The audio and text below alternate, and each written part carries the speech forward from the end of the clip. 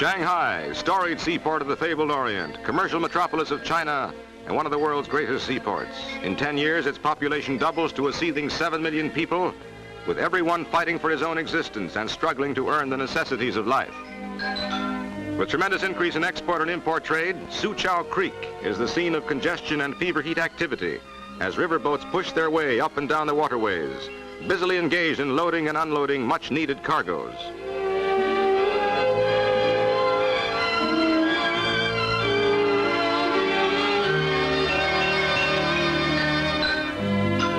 For the native boatman, it is much work and little rest, even when it comes to clearing the deck.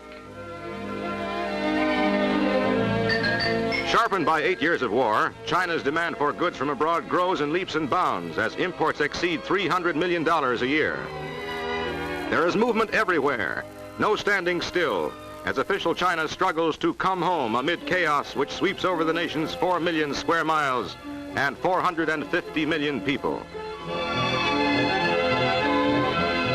Countless barges laden with baled cotton crowd the Wangpu River, and the going is slow and toilsome.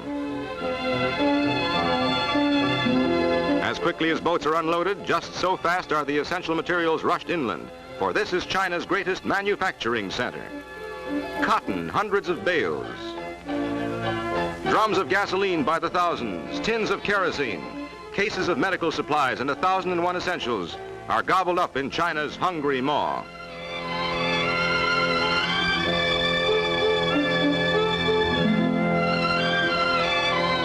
Keeping pace with the increasing volume of imports is one of Shanghai's ever-present problems, as these imports double month by month.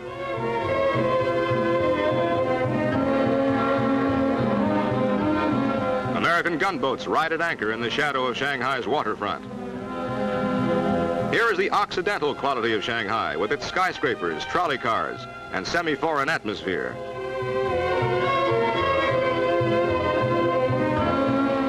With leaders striving to stem China's constant economic chaos, Shanghai bulges with milling crowds, vehicles of all sorts, and the familiar rickshaw.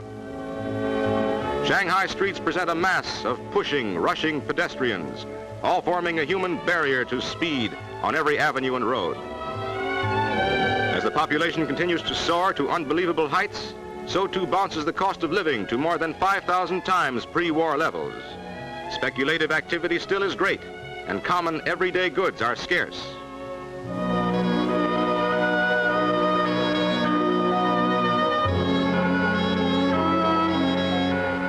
Although manufacturing gradually gains momentum, the makers of crude wooden shoes still ply their trade, sure of a market from those fortunate enough to have the necessary purchase price. Fittings are a simple matter, and it is a lucky child who has parents with a wherewithal. The uneducated and illiterate are numbered by the millions, which gives to the public letter writer a continuous stream of customers. And it is said that these commercial scribes never tell a family secret, although they hear and write hundreds of bits of gossip every day.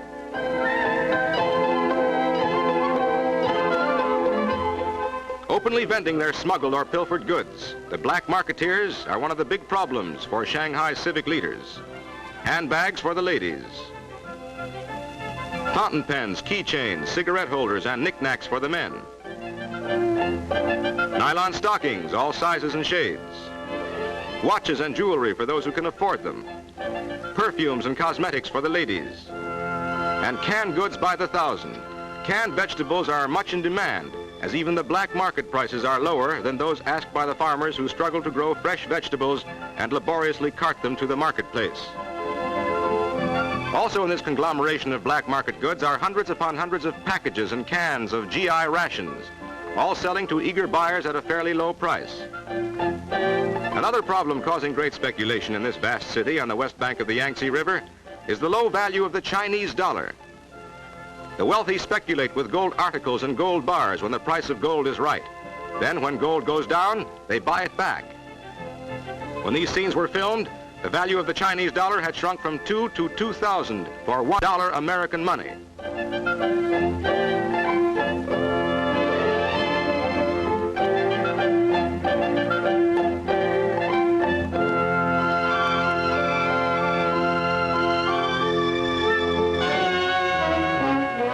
Far beyond the city, coolies still take the place of machinery as they work as human mules, doing the almost impossible job of pulling a barge against the stream in shallow water. Hundreds of pulling, tugging coolies perform these body-breaking tasks each day, seemingly against all laws of nature that demand a sufficiency of proper food. The diet of these men is mostly rice, and as a luxury, a bit of green vegetable or fish. To the native, rice costs a small fortune in Chinese dollars, and the price of a pound of beef is almost prohibitive. The bare necessities of life are very expensive, and the influx of thousands of people does not help the serious food problem in Shanghai. Nevertheless, these coolies survive and in a continuous line laboriously transport steel for China's mills, pipelines, electrical, mechanical, and chemical equipment for its industries, and huge logs for its factories.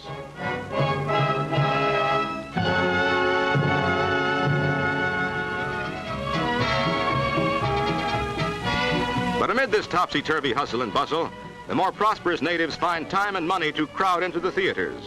Their taste varies, from the tree-hurdling Tarzan to the more complacent atmosphere of Kismet.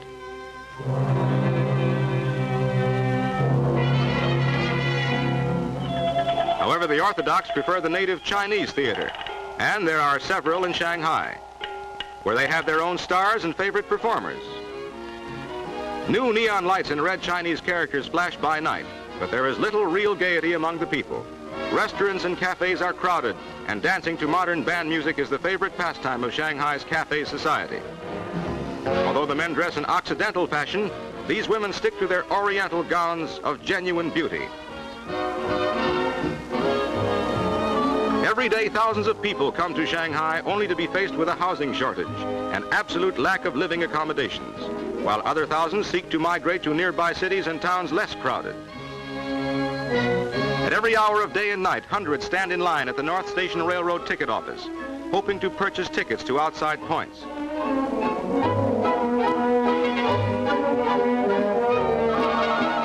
They cook and eat their rice wherever they may be, for many wait 2 and 3 days before succeeding in buying a ticket.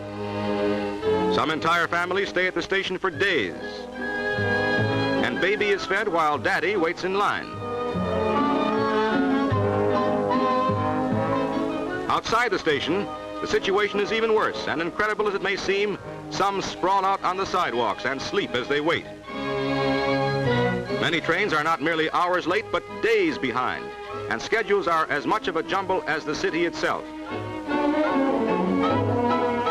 Others too poor to have railroad fare start their migration on foot, carrying all their worldly belongings and dragging their weary bodies to somewhere, anywhere, where they can start life anew, away from the city of disarray and chaos. Shanghai, China's great metropolis, city of contrasts and confusion.